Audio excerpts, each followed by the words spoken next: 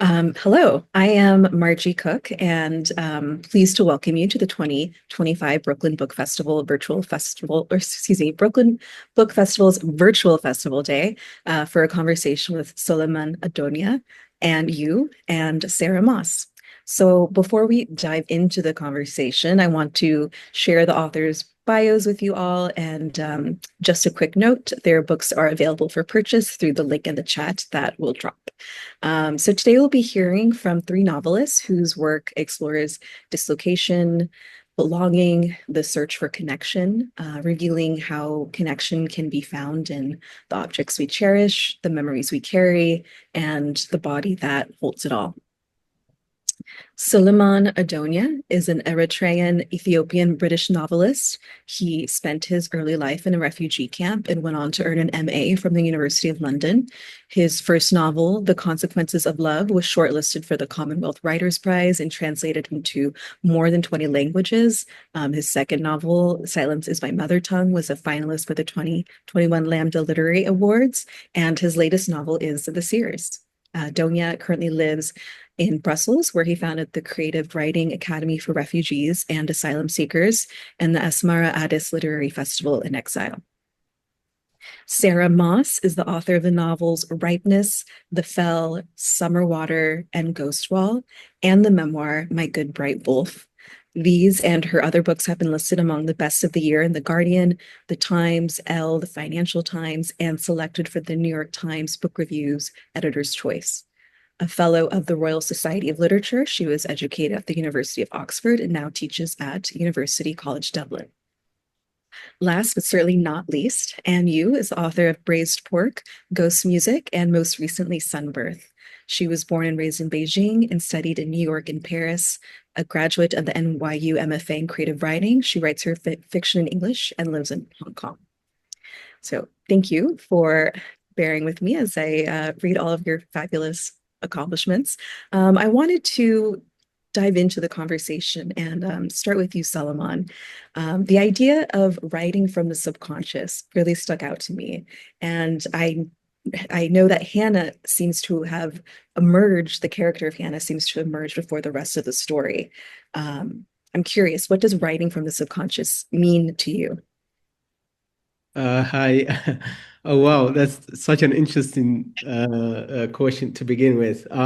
So, yeah, I mean, i- it's really not easy to define. And I think that's the beautiful thing about it. And I think, in short, it's about surrendering to your imagination and going wherever your characters take you.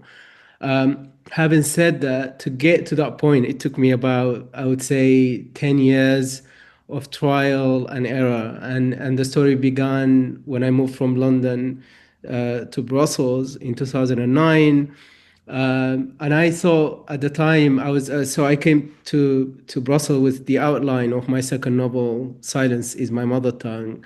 And there were characters in that novel that took me to places I just couldn't go. They were just like, they've kind of sort of confronted me with this idea of being, of belonging, of functioning that was just too alien to me, and I felt like I was incredibly judgmental, and that was the moment when I realized that was mainly because I was creating my work from the conscious level. I was just too conscious from the conscious side. I was just too conscious. I was conscious of my limitation as a person. And that's when I've decided, to kind of read widely, and I got into the work of avant-garde artists, surrealist artists, and that's when slowly and gradually it occurred to me that actually there is a place where you could create your work, where you completely, where you just let go. You become almost absent, and you surrender your being, your existence to your characters, and they become, you're kind of like, they lead you to places. And it took me about 10 years to get to that place where I would go almost naked to my writing desk, naked of my religion, of my identity, of my being. I just forget who I am. I don't know. I don't plot. I just, the story with Hannah started just with her name. And I didn't know anything about her world, her desire, sexuality, and I just dived, and I wrote the novel on my iPhone, and 3 weeks later I had a complete first draft. Yeah. Wow. Well, moving from the subconscious to the surreal. And so Sunbirth is set in Five Poem Lake, an isolated city surrounded ostensibly by an impassable desert, with a sun that shrinks more each day. Yet life continues as normal with people going to work and getting facials, which I really enjoy that people did not stop their self-care. But I'm really curious about the geography of the town and how that speaks to the relationship of the sisters that are at the heart of the story. Well, I think setting it in this isolated town where the outside world almost doesn't really matter beyond being kind of a question mark in the background. I think soon as you uh, dive into the book, you realize that whatever happens outside of the deserts don't doesn't really matter, and what matters is the people in the town, what they are doing, how they are um, dealing with this existential, almost climate monumental, massive crisis. And you know, all you need to know is people are leaving or people are not leaving, and where they go, it doesn't matter to the core of the story, which is the two sisters. And originally, I did have an idea for an outside world. And soon after the first draft, it felt wrong to explain too much. It felt out of place. It felt distracting.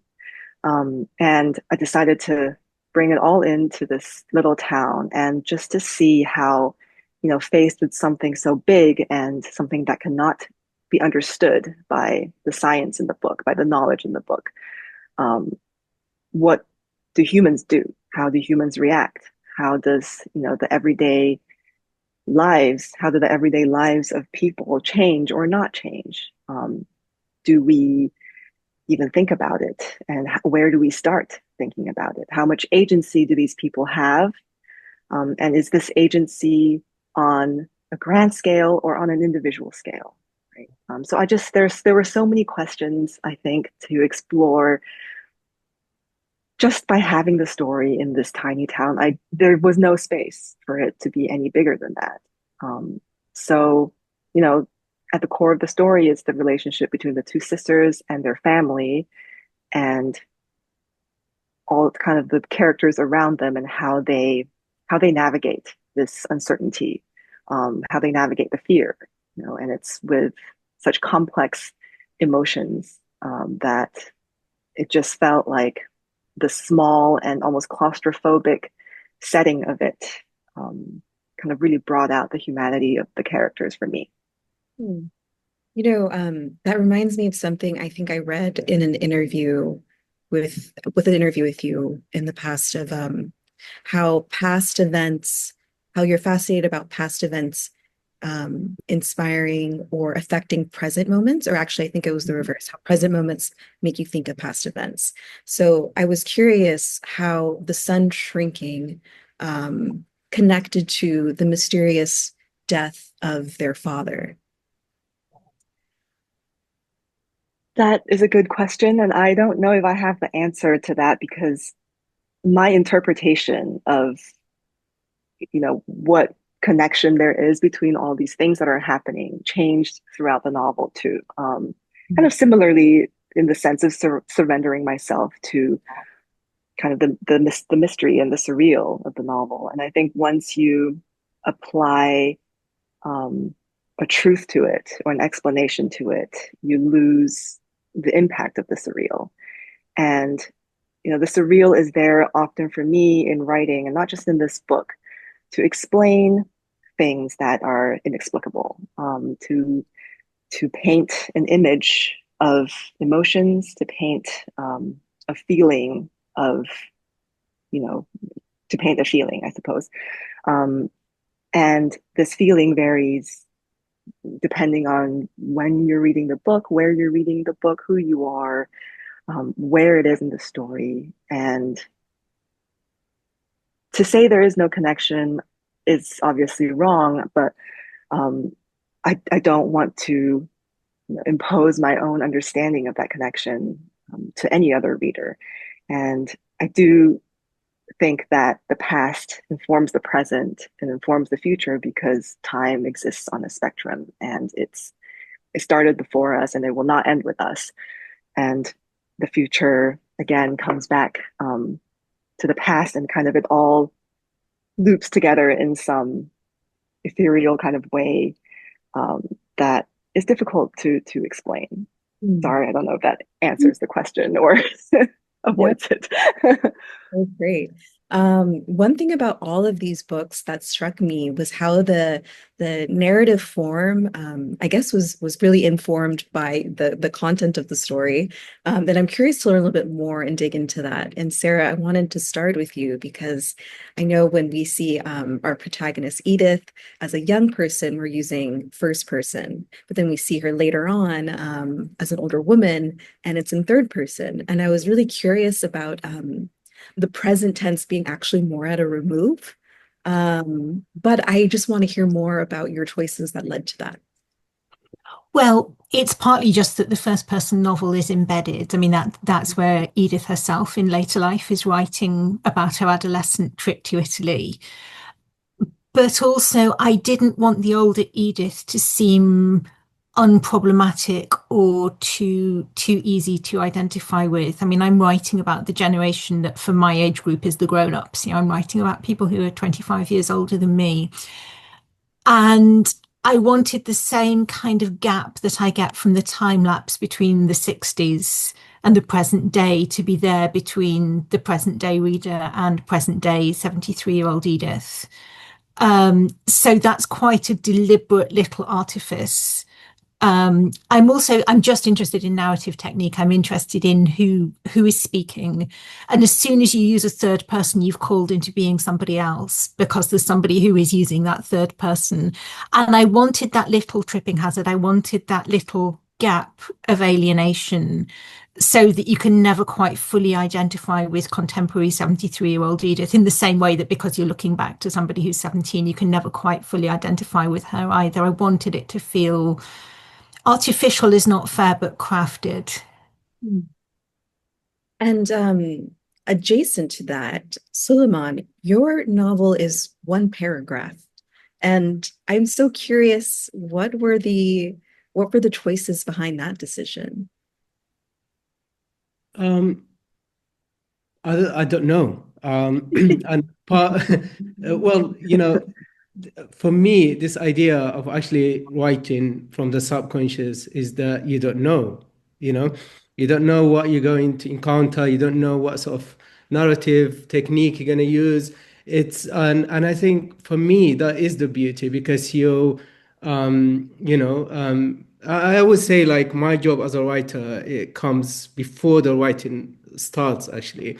It's what you feed your imagination with, what you read, what you watch, the kind of like this, the nourishment that you feed your imagination with in those silent days, lonely years, and stuff like that. But then you stop to exist the moment you start creating, and that's why I just have this complete lack of confidence of saying why I did this, why I did that, because honestly, for example, the Seers for me, it was the ultimate form of creating from the subconscious. Because, like I said, I stood in front of a pond here in Brussels.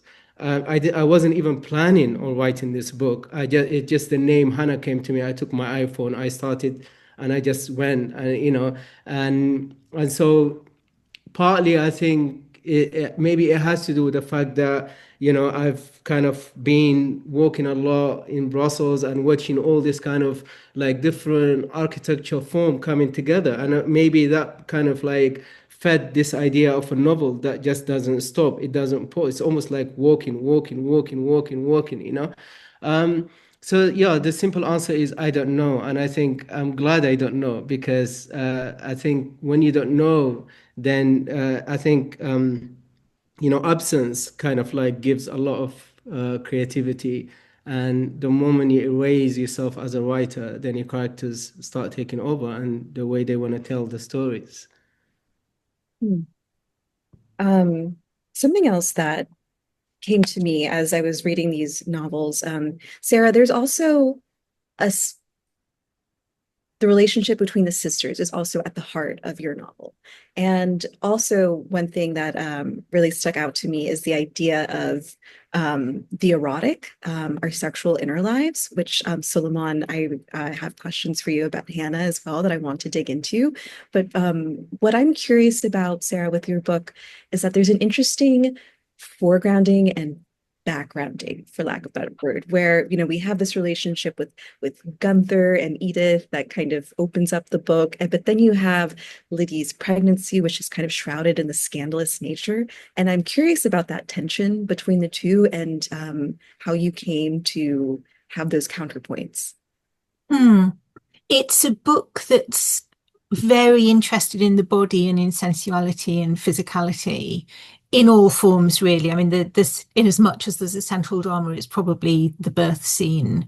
But there is, I mean, Sulaiman was just talking about walking. There's a lot of walking in it, and there's a lot of swimming, and there's a lot of dancing. It's, I mean, in some ways, the body seems like less of a kind of geopolitical entity than the cultures and the languages that are explored, but it's also the thing that travels. It's really the only thing that travels in fiction. And Edith's first encounter with Italy as a 17-year-old is a very sensual one. She's seeing light and colour that she's never seen before. She's encountering food that she's never encountered before. She's wearing clothes she's never worn before. So I'm interested in how we, as we experience history in our bodies, how we might tell history in our bodies. And of course, sexuality is part of that, and so is dance, and so is swimming, and so is walking, and so actually is the making of pots, which is the other sort of background physical activity in the book. So I'm thinking about time and the body and pleasure and different kinds of presence and memory as I think through the aging and changing body of the central character. Suleiman, for Hannah, I'm curious if any of those thoughts resonate with the creation of her sexual being. And there's such a focus on it throughout the course of the book. I would love to hear more about what you have to say. I think I've always been, I suppose, interested in intimacy, especially in the lives of people on the move, people who've been uprooted. Because I always get asked, how is it possible, for example, my second novel, which was set in a refugee camp, that there are a lot of sex scenes in that book. How is it possible, But the thing is that people assume the moment you leave home, you leave your desire behind, or the moment you are a victim of war, then you become almost, you forget your core, your intimate side. And I think, and it's not, maybe sometimes that's the case, but it's not necessarily the case with every refugee. And I think what I love about Hannah is that the moment she comes to London and she's been isolated because she applies for an asylum seeker, and so the decision is taking a long time. So she can't read, she can't go to school, she can't work. So she's always sitting in her room waiting. And so time become a currency. Time becomes, a moment, it provides her that kind of moment of, to kind of journey inward. And that's when she starts to realize, to discover so much about herself, to the point that, without even having the chance to improve her English, she learns the language of the body, she learns the language of her interior desire. And that's why she is so comfortable when she comes out from that place in Kilburn, from that room in Kilburn. She is incredibly confident with herself, with her desire, because like anything else, like language, the more we speak it, the more we become better at it. Yeah. And going back to what you were saying, time is a currency. I think that's especially true in your book, Anne, where the sun is shrinking and they're sort of at living at the edge of time as they know it in the town of Five Poems Lake. So one thing I really wanted to ask you about are the beacons and what they represent in the book. And the beacons are essentially bodies that their heads have been consumed by the sun and they're like walking torches, as how I saw them in my head. And there's lots of mystery around them. And I know that it was suggested that they are too full to retain humanity. And I'm curious, what do you think they become full of? If it's life or longing, or a type of loneliness? Well, speaking of bodies, when I first started writing about the beacons, or when the idea came to me, it was a while back, and when I was still writing my previous novel. It started this feeling of your body being so limited and so small, and it just extends from the tip of your toes to the tip of your fingers. Right? That the question, I suppose, back then was, how much can we contain physically, and how much of our, emotional burdens, of our desires, of our hope, of despair, of anger, of whatever, that we feel, how much of that manifests physically, and how much, and at what point, if there is one, that we explode somehow, or that we overflow somehow. And, it was around in the beginning of COVID, I suppose. I suppose this book doesn't really have much to do with the pandemic, obviously, but I think during that time there was a lot of feelings of anger, of kind of being claustrophobic, and sort of bottomless, almost human bottomless desires that I was just thinking about, that I was battling with, that I was seeing in other people. So this question, I just kind of kept asking myself, how much can we contain? How much can we endure? How much do we have inside of us, right? And do our physical bodies matter? Does the limitation do the limitations of our physical bodies matter? And that's how this image came to me. It then became, I think, much more than that once I actually started writing the novel. It became, an echo or a reflection of the disappearing sun. There's this idea of, what does the sun represent in this story? And, the sun represents so many things in our world as well as their world. It represents truth. It represents hope. It represents fact. It represents, fire. It represents life, death, so many things. And what happens when that's disappearing? What happens to us biologically, instinctively? Do we start to create our own versions of those things? Do we start to create our own truths? Do we start to create, our own forms of destruction? I don't know. So maybe there's this sense of, again, coming back to the idea of agency. Are we going to assume agency? And what does that look like as an image in the story? And that's kind of how the beacons came to be. And then there's this kind of interesting idea of, do the beacons nourish things the same way the sun does? Is it actually the same thing? Is it the same kind of light, right? And those are questions, I think, that are open-ended, and I don't know the answers. And I think it's more interesting that I don't know the answers. Can we, like towards the end of the novel, can we, with our bodies, with our kind of unlimited feelings and emotions and desires, can we make something real like the sun? Can we come together and make something that nourishes, that destroys? So that's kind of where I'm going with the beacons. But obviously it's also entirely dependent on interpretation and the reader. So I could be wrong. Well, I don't think you are. I did like how the sisters had a bit of a different reaction when they first, when the beacons first came on the scene.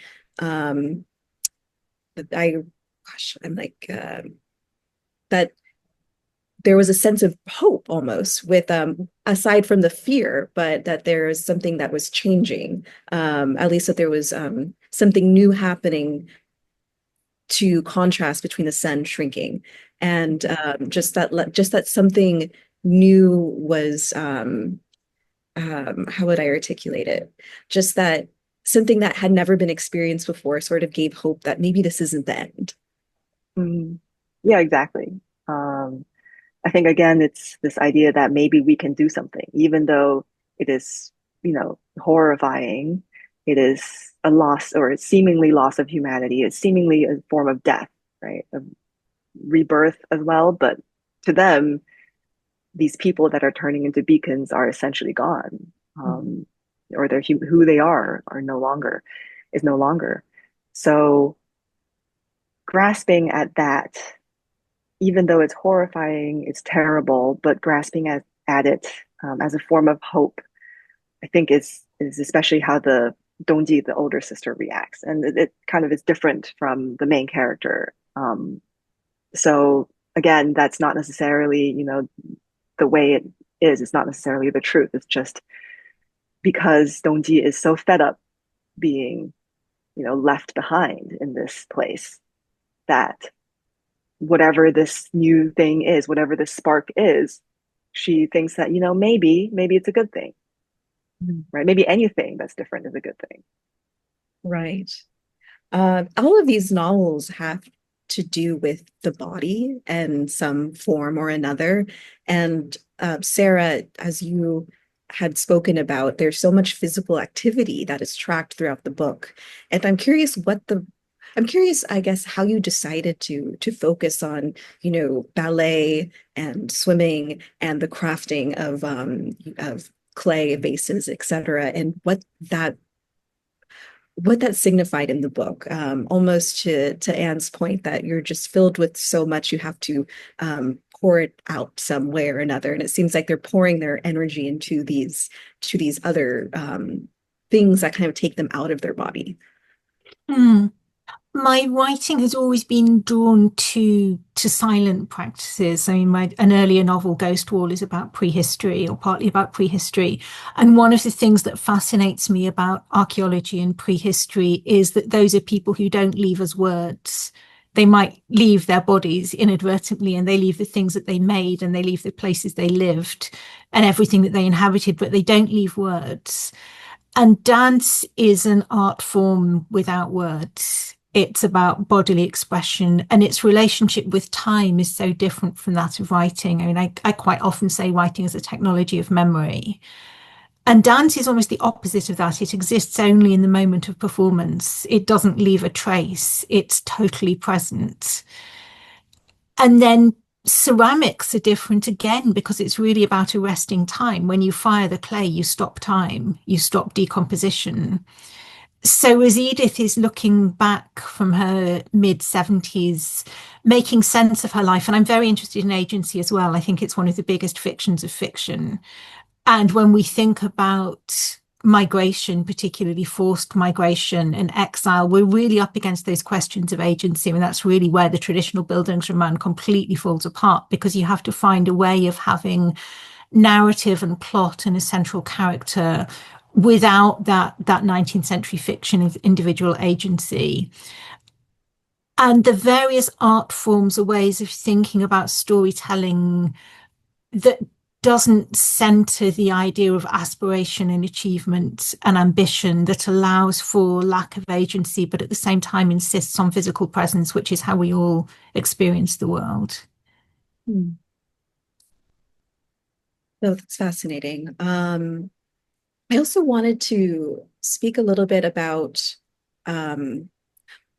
Sarah and Anne. Both of your books center on the relationship between sisters. Sulaiman, your character of Hannah, unlike your earlier books, which draws from your experiences as a refugee and asylum seeker in London, this book is told from such a different perspective of a woman, of a young woman. And I'm curious what, I know a lot of this was surrendering to the subconscious, but I'm curious if you could say a little bit more about why Hannah, why a young woman?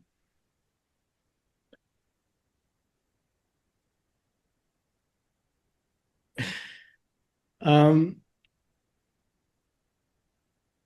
I don't know. I don't know. I don't know. I think probably if I'd written that book from the conscious, then I would have been like, stop, you know. But I didn't. I kind of like created that work complete from, this kind of like I said, from the subconscious. So, the moment, like, I think what we need to realize, or what I needed to realize at the time was that, the type of writer I wanted to be was somebody who is not necessarily, who's kind of like, I don't know, Fellini, for example, he said that art exists in that, in that zone between realism and surrealism, sorry, illusion.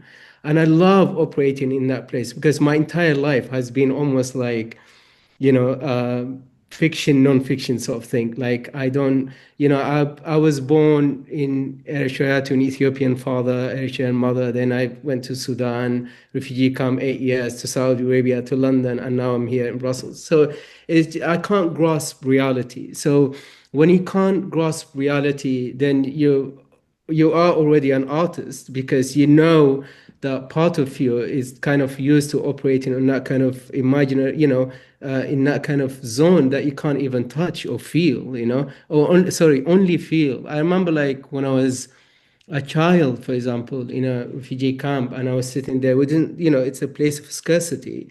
The only thing you have is your imagination. So I'm used to that, I'm used to this idea, like, I could create a world, an alternative world in my head, and believe it, So I suppose like it's always been part of my existence, this idea, like I would say like the only constant thing in my life has been not my family or friends or lovers or whatever. It's just my imagination. So I've always moved with my imagination. And so when you have that kind of strong relationship with something like an imagination, then you really have to trust it. You have to trust your life with, and you have to kind of, you have to give it more power, and that's what I do. So the more power you give it, the less agency you have over it, and it surprises you. It surprises you. It surprises me all the time because it takes me to places I'd rather not go. But then again, because of that contract you have, this idea of creation, of where you want to create on the edge, because that's where, you are at your most tense. It's the most thrilling place for me to be, so I'm not really interested in safe, and that's one of the problems been with this book, that I wrote it over 3 weeks and it took 4 years to get published, because people are not used to, refugees, for example, talking about sexuality and sex, about desire, openly, in the way Henry Miller did, in the way Anne Declos did in the story of O, for example, So this idea that Black African refugees could also have the agency, to communicate with their desires openly in the way Hannah and Bina B does in the Seers, is something almost alien to the Western reader. Or no, I shouldn't say the Western reader, but the Western kind of like editors or publishers and things like that. But like once you have a relationship the way I do with my imagination, I just have to trust it, and I just have to go wherever it takes me, and I just have to, and then my job as a writer is to defend my characters. It seems like imagination in all of these books are the antidote to the borders, sometimes literally, sometimes figuratively, that appear in all three of these works. And the idea that this impassable desert exists around the town. It's so fascinating to me that the lake is also the shape of a bell. And for myself as a reader, it was actually wonderful to be oriented in such a way. I knew I could see where the Western and Eastern districts were. And I'm curious that geography that you created, if that comes from anything in particular. I mean, I feel like a bell can symbolize so many things, but just within this story, did you have anything in particular you wanted to say with the geography? It's just to orient you, so I guess it worked. But I also grew up in Beijing, which is a very structured city. You have Tiananmen Square right in the center with the Forbidden City, and then you have these ring roads, and then you have a really long road running down the center, and north. And we speak in terms of north, south, east, west. And then I moved to New York, and it's kind of similar there. So I think just it's easy for me to, when I'm creating a world, it's easy for me to think in those terms. And I decided for the shape of the lake to be a bell in the beginning of the novel when I wrote, kind of the little lore, I suppose, of why Five Poems Lake was named Five Poems Lake. And I thought, why not a bell? And it's easier to point to, the different parts of the bell. And after that, I just left it in there and I didn't touch it, and it worked. So really, there's no, coming from a creative point of view, there's no metaphorical, I think, meaning beyond its relationship with the lore and the irony there. But yeah, in terms of the literary value of the bell, to be honest, it's just it just makes my life easier too, and hopefully it makes the readers' lives easier. Right. Well, it's Sarah, going back to Ripeness, and actually, I want to talk about the title Ripeness, and I believe that comes from a King Lear quote. And I just wanted to hear more about, because I know King Lear and Hamlet present themselves in the book in interesting ways. And I wanted to hear more about just the idea of ripeness being the title, ripeness being, the time to be plucked. I'm just curious to learn more about that.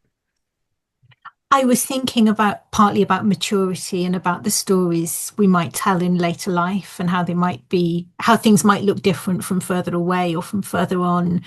The title comes immediately from actually 17-year-old Edith, at a point where she really knows very little and has very little experience, but has read a lot.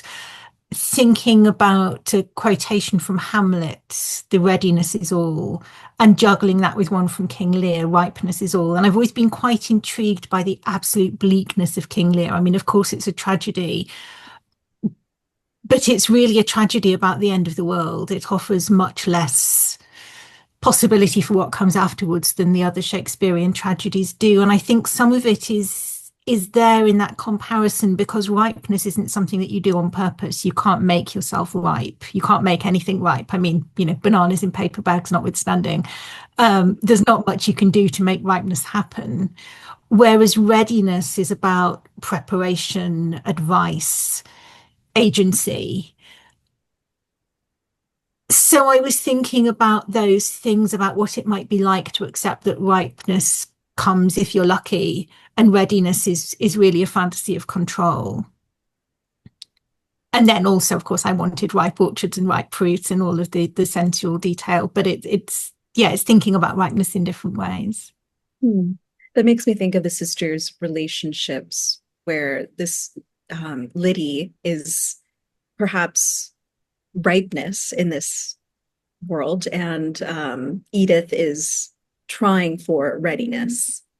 At least how that's I can puzzle in my head. And to go further with Liddy and her story of her pregnancy, and then later Edith is learning from her best friend Maeve, about a connection that about a sibling connection that she wasn't aware of. And I just wanted to hear more about that juxtaposition of, young Edith and older Edith sort of grappling with these lost connections and what they need now to be somewhat restored. Hmm. Well, in both cases, it's a question about whether biology or presence establishes belonging. It's a very common story in Irish families that an unknown or half-known sibling or half-sibling who was adopted overseas reappears. Now people are doing genetic testing. And often there's a sense that that person, even if they lived their whole lives in another country, is Irish and is returning to Ireland and is coming home. And at the same time, there's rising tension about immigrant and refugee experiences and what kind of belonging might be available to people who were not born here and have not lived here, in which I would include myself. And I've always been interested in practices of making belonging without ownership. I mean, we talk about belonging to a place. And I think that's good. I think there are lots of good practices that come from a sense of belonging, not least in taking care of places and respecting their natural environments. But I'm much more worried about the idea of ownership, which is usually based on the idea of being able to exclude other people. So I'm interested in creative practices of belonging that reject the idea of ownership of place or the right to exclude other people from a place. And those stories about children whose biological origins are not their cultural affiliations, or whose biological identity might be different from their cultural and personal identity, are really asking some of those questions. What does it mean to belong? Who belongs where? Who is allowed to go where? Are those the same question? Is belonging established by genetics or by presence? It seems that all of these books all of these novels grapple with the idea of home and the different relationships to it, the inversions of, not being culturally from the place that you're currently living, but feeling that as your home. Or in 5 Poems Lake, that all the townspeople have known is this town, but they're, at least Dongji, for example, and others have left or want to leave to find perhaps another home. And of course, that's all tied to time, which brings me to how time is, I don't want to say the enemy, but time is something to be grappled with in each one of these novels. And Sulaiman, the idea of time being frozen was something that really resonated with me, this idea of everything else sort of moving past you, but you're stuck because you're waiting for, a bureaucratic entity to tell you that you can go to school here or you can work here. And I'm just curious about these various forms of time and the way that they manifest themselves. Sulaiman, the idea of time being frozen, how does that affect Hannah's agency?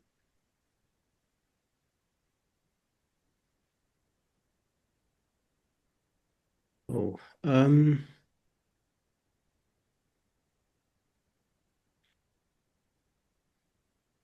I suppose, like, when when you come to a place like England, in the way I did myself I think it was in 1990, something like that. Then you basically,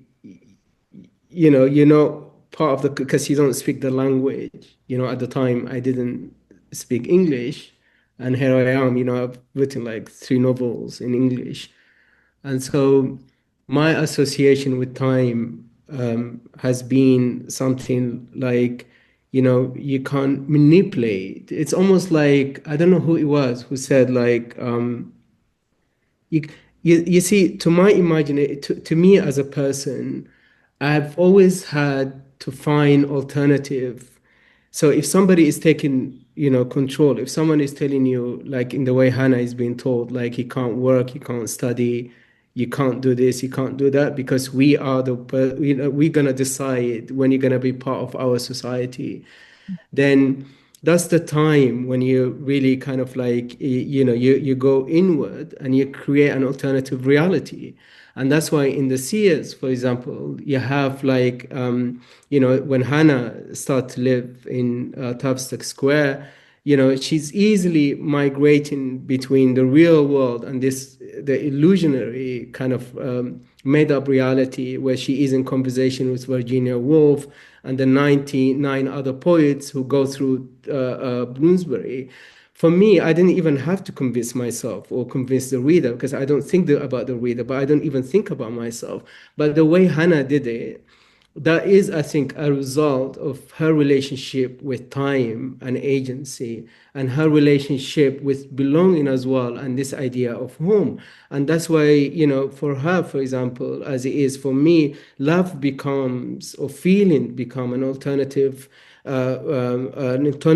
an alternative reality, where you could construct a different world for yourself, where you have the dignity, the passion that you want to display, this kind of ownership of everything that you own. So the body becomes your country, your city, your language, your feeling, your emotion. And that's why, everything, the moment it narrows everything to what you have, you become, I think, powerful. And that's why Hannah comes across as, somebody told me, really confident in the way she makes love with her desire. And I think that's because for a lot of us, because we've been stripped of, of so many things, then the things that we own becomes our, the thing that we are fluent in. The body as our country resonates with all of these novels, or our place where we're from is contained in our body in some form. And we also find it in connections, whether it's with the sisters' relationships, or Sulaiman with Hannah and her meeting Anne, and then Bina Balosi, and how she almost wants to escape into them as well.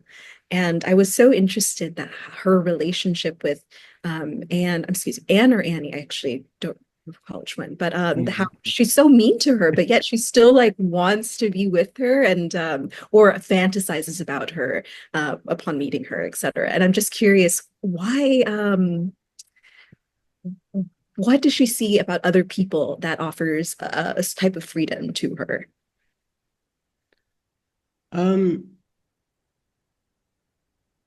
I don't exactly know, but I suppose it's again this idea of, how do you validate your existence? When you don't have, if you're not native to anything, then you have to find something you're native in. And then what she's clearly is, she's native to her own feeling, I suppose, because she came from Eritrea, where her mother and dad were kind of had this kind of free sexual relationship. And so, she comes and she's very fluent in that kind of like, she's almost like, she had kind of constructed this ideal about her existence that she came with to the UK. And I think like, and then she's kind of like, because everything else was taken away from her, then the validation becomes through love. And I think, and that's why when people ask me where is home, and I've moved around for so long that I've lost connection to home, and I no longer associate, belonging to a physical landscape. For me, feeling is where I feel most, happiest. This idea, for example, when I mention a lot of writers in those 10 years when I was at my loneliest here in Brussels, where I was, spending, I had terrible insomnia. All I was doing was watching Pina Bausch dancing naked, reading poetry. And that's why I've always kind of want to migrate this form of a novel from the typical kind of like ideal of a novel that I was taught in the UK to something that, I wanted to see if you could, for example, write a novel like in the way Pina Bausch dance on the stage, for example. So, I guess it's about validation. It's about looking for alternative. And then when you come to that zone of always constantly searching, I think, the feelings become almost as grounded as a landscape, if I make sense. Yeah. Well, I just received a little notification that we must wrap up soon. But before I do, I just wanted to thank you all again for sharing your thoughts with me. And it's been such a illuminating, but also I'm very grateful to be able to ask these questions to all of you. So thank you, Sulaiman, Anne, and Sarah. Everyone, please remember you can order books through the link in the chat, and please consider making a donation to the Brooklyn Book Festival, which is celebrating its 20th year of presenting free literary programming. Plus, today kicks off 9 days of Brooklyn Book Festival events, including citywide bookend events, the festival's in-person Children's Day, and festival day that takes place on September 20th and 21st in downtown Brooklyn, and are free to attend. So once again, my gratitude and thank you for spending time with me and everyone today. And I can't wait to see what else you all have on the horizon. Thank you, Margie. Thank you. Thank you so much. Thank you so much.